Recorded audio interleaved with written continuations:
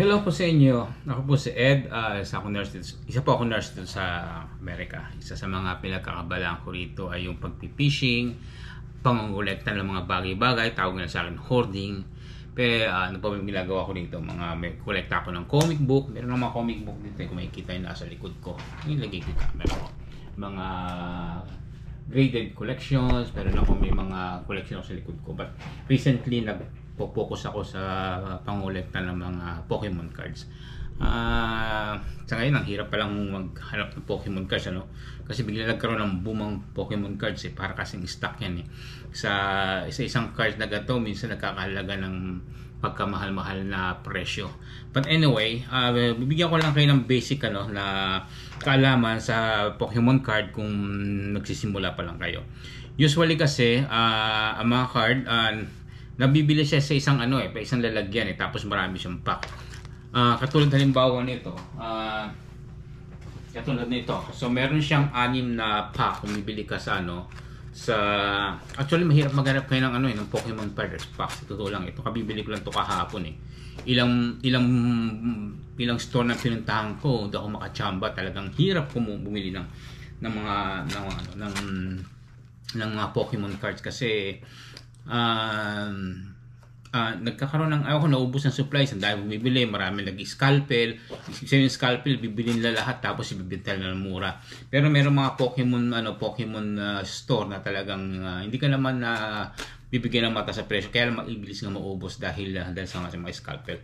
Anyway, so meron ako nabili to kahapon napili ko to dito sa sa parang vending machine, pero nag-iisa na lang to, isang pinakahuli na to kahapon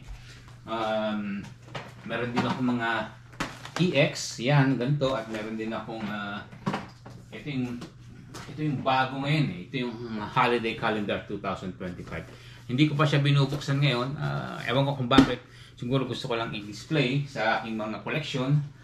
At meron ako dito na isa pang ito yung bubuksan natin ngayon. Mamaya pag natapos ko explain sa iyo yung mga basics meron ako dito yung Pokemon trick or trade card, meron akong 3 pa rito natitira. 4 pa pala natitira dito. Meron siyang 3 cards sa loob ng pack nito. At meron naman ako isa yung tinatawag nating ito yung ano ba ito? Pokemon Journey Together, Scarlet and Violet. Scarlet and Violet. At meron ako meron din ako rito na actually ko na ito nabuksan ko na siya So ito yung Scarlet Temporal Forces. At meron din tinatawag yung White Player. At meron din tayo yung mga black muna na sambay lang. Nauuna na ata sila so hindi ko na alam kung saan ko nilagay, siguro naitapon ko na. But anyway, dito sa aking desk nagkalat ang Pokemon card kasi tinitingnan ko kung ano yung fake, kung ano yung mga may value, at saka kung ano yung mga itatago ko. Yung card kasi ngayon parang stock siya, up and down siya. Kung titignan mo, may mga graphing siya kung magkano ang initial price, kung magkano ang kanyang presyo ngayon at presyo naman sa susunod na araw. So nagpa-fluctuate siya. So usually yung pinakamahal yung Charizard, tapos yung Charizard yung pinakakilala na card ngayon pero nagpa-fluctuate na din yung niya kasi may mga bago lumalabas na na klase ng card na mga rares na tinatawag natin. But anyway, gusto ko pang ipakita sa inyo ito yung ginagamit ko siya. Ito yung glass kasi sinisilip ko dito sa aking yung kung meron silang mga sira o mga dahil ipapadala ko to sa PSA. Sa ngayon wala pa akong PSA graded Sa susunod siguro baka ipadala ko na para mag-grade. By the way, pag meron kang PSA 10 na hinahabol na, yun ang nagkakaroon ng konting presyo. Anyway, let's go back.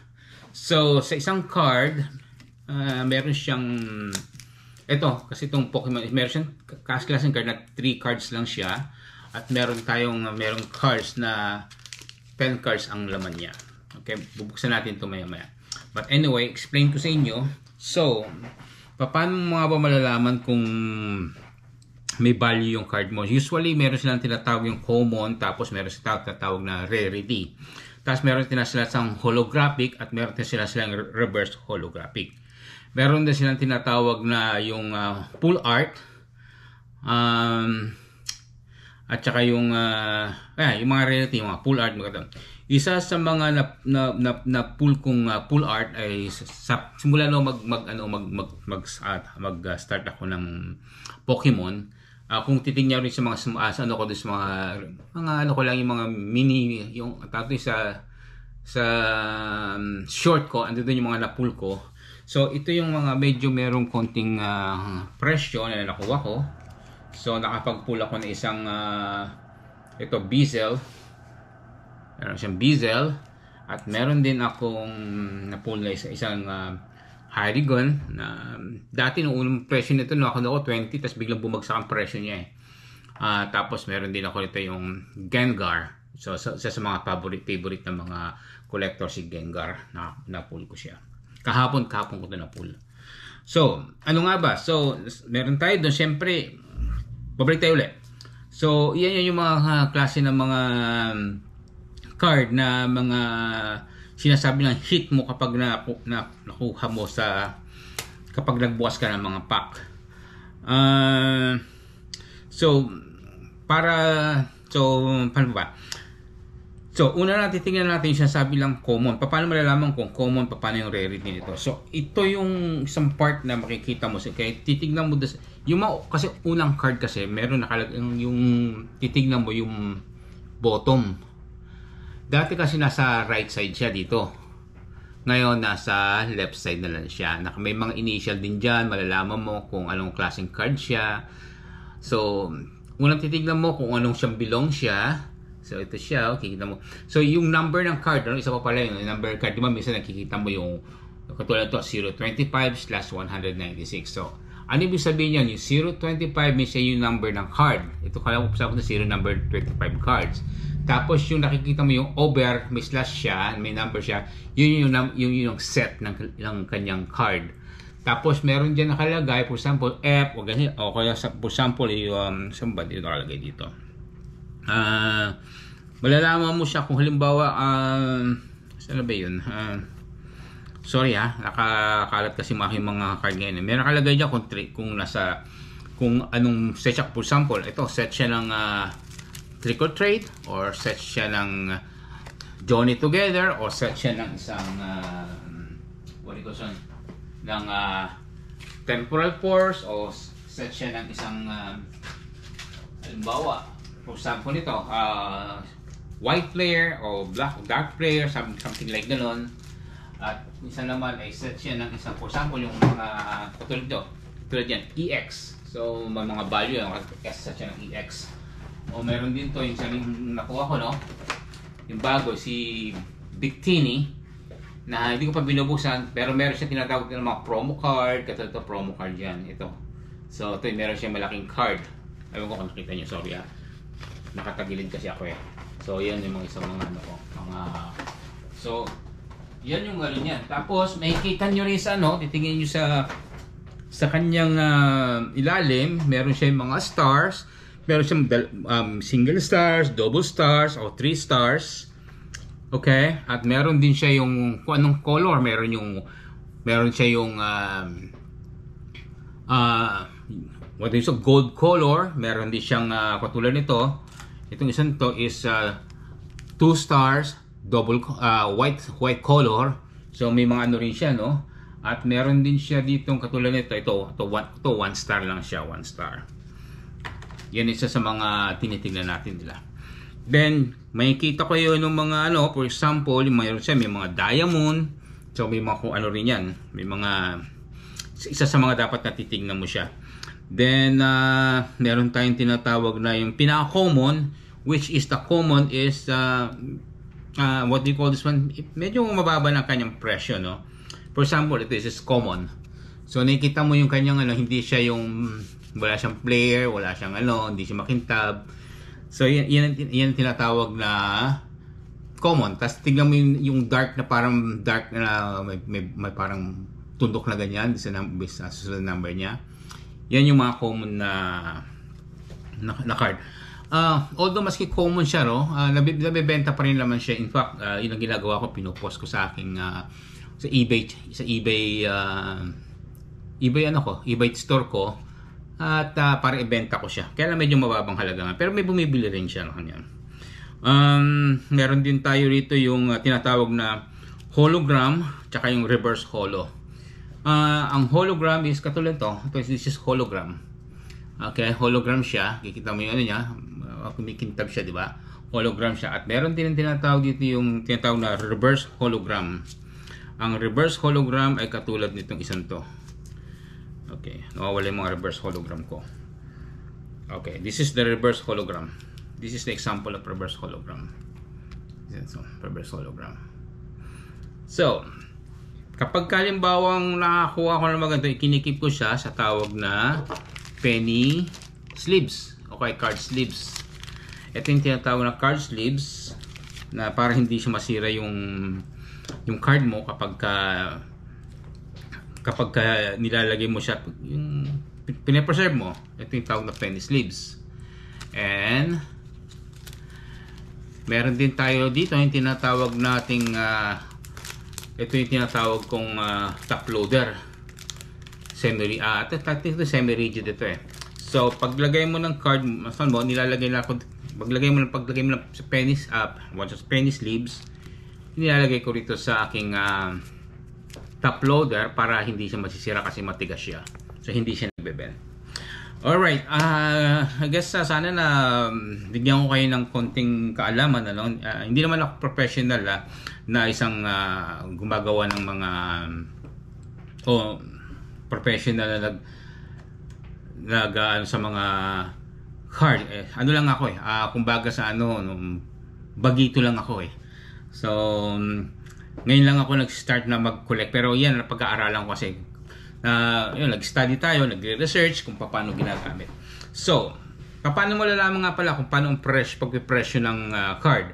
So, meron akong apps na ginagamit. Ang apps na ginagamit ko ay yung Rare Candy. Ito yung Rare Candy na ano ko sa kanya. So, ang gagawin ko lang, kukunan ko siya ng picture. For example, kuha isang card. For example, kuha tayo nito, itong isang ito. Flickering. So, itatapat ko lang siya sa camera. Itatapat ko siya dito. Then, maglalaman na niya kung ano siyang ano. So, sabi niya, identifying card. Tapos, ayun na yung kanyang presyo. 0.08 cents. Yan ang ano niya. Yan ang kanyang presyo sa market. Katulad to si Gengar. So, kukunan ko lang siya. Tingnan natin siya, no? Kung magkano ang presyo ngayon sa market. So magkano ang presyo ngayon? $1.60. So titingnan mo ngayon kung ano yung trend niya sa market. Tingnan mo siya trend sa market. Ayun, kikita mo siya, no? $1.60. Tapos makikita mo siya rito. Yan yung mga trend niya. So sa ngayon $1.60 pa rin siya. Ang unang ano niya kasi, ang unang, ewan ko nakikita nyo, yung unang lumabas siya $1.50. Ngayon pinakamataas niya ata ay $1.61, at sa sub now $1.60 pa rin siya. $1.60. So yan ang ginagamit kong base ng kanyang pagpipresyo.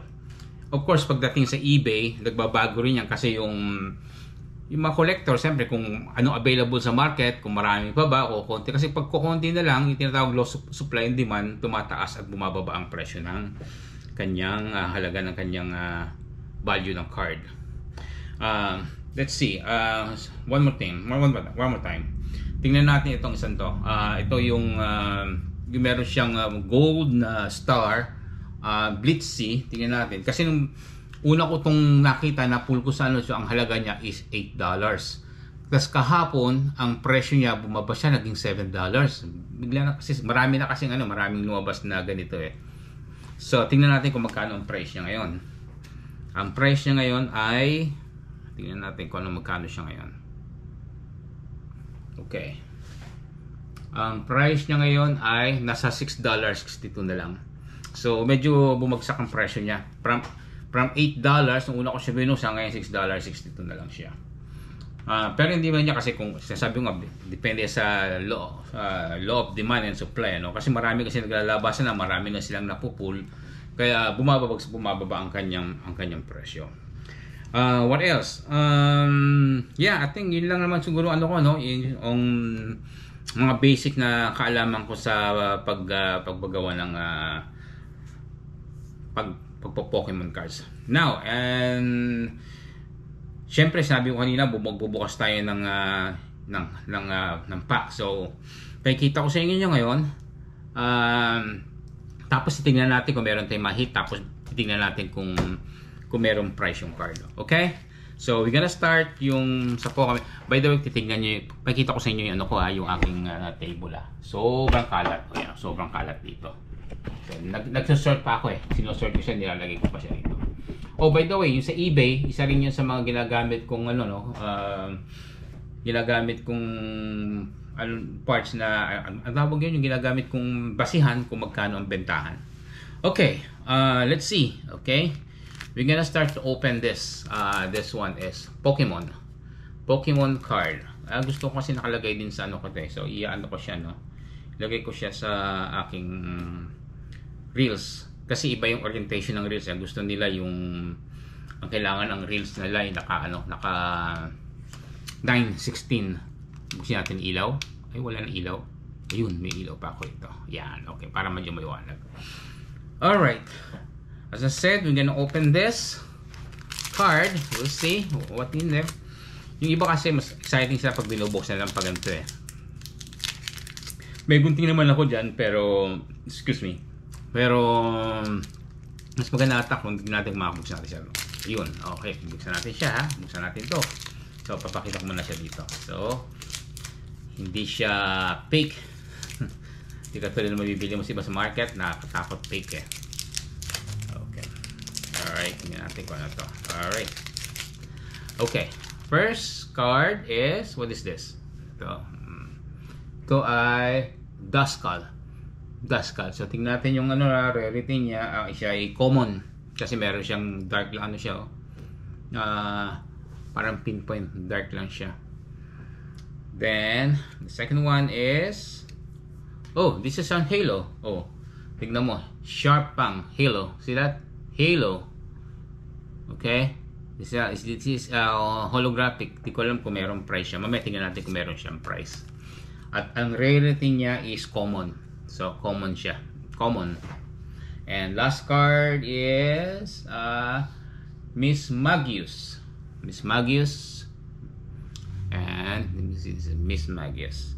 Now, since this is holo, iniisip ko na meron siyang budget. Tingnan natin mamaya kung may value siya.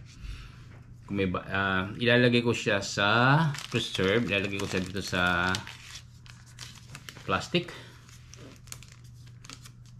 bag. Okay, para ma-preserve siya. Okay. Tapos, lalagay ko na dito kasi ito unang bukas ko to siya. Mamaya titingnan natin kung ano price yan. Ano muna natin. Lagay muna natin siya. Yung mga halo ko yan eh. Mga Okay, so this hologram. Okay. So, as I said, tatlo lang ang laman niya. Okay. So, tingnan naman natin dito sa next na, next. Okay. Alright, stop natin yan. Then, ay, hindi pala na-video yung kanina. Di bale, anyway, ito na siguro sunod natin. Hindi ko pala na-video sa hindi ko na-press yung video natin to ulit. Okay. Alright, we're gonna open the Journey Together. Okay. Alright, tingnan natin kung anong laman nito.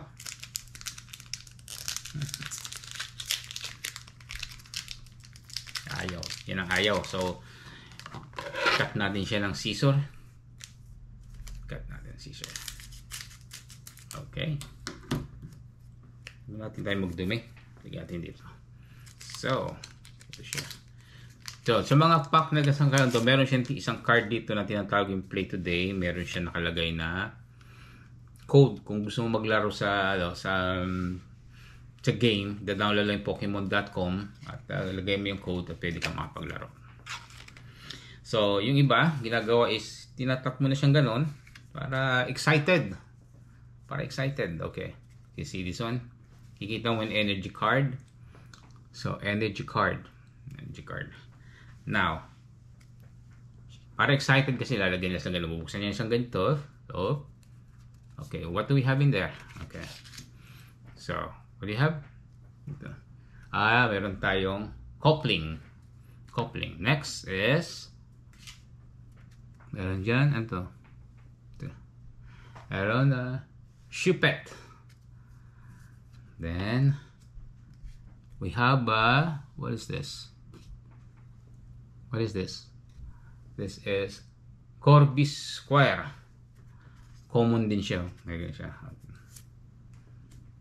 Okay. Next is Sigilip. Common din siya. So, nakaapat na tayo. This one is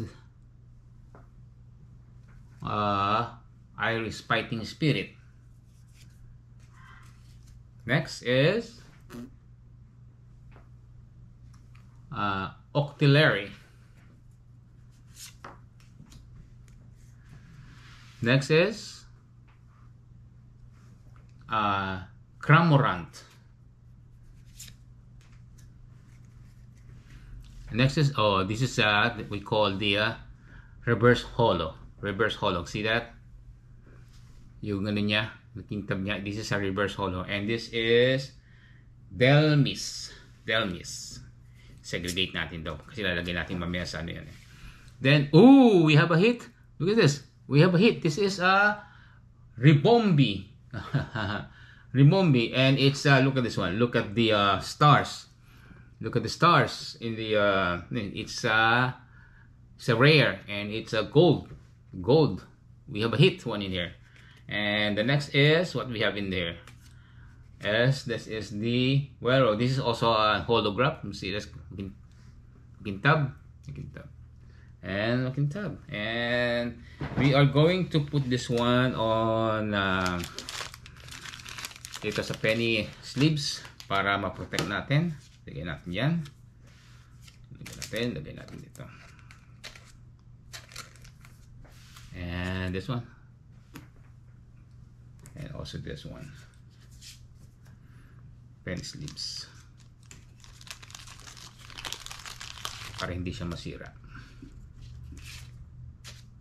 Okay. Oops. May penny sleeves. So penny sleeves na siya. And this one.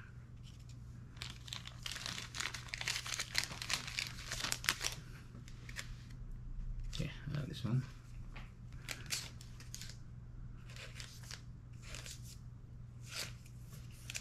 Now we are already here.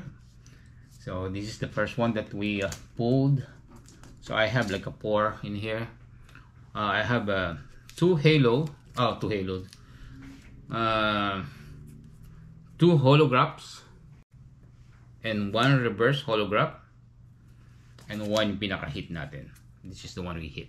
I don't know what to call this one. This is Lily's Rumblebee. Now I'm gonna stop this one because we're gonna take hanapin natin yung presyo niya sa market. Okay, thank you, bye here. All right, now we are going to use the the rare candy apps. Titingnan natin kung ano ang presyo niya. Okay, all right, first one we're gonna check the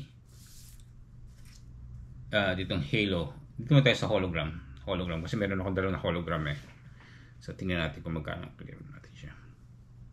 Magkano ang ating nakuha dito? Okay, magkano ito? 15 cents. So ang market niya ngayon is 15 cents ang isa nito. So this is 15 cents.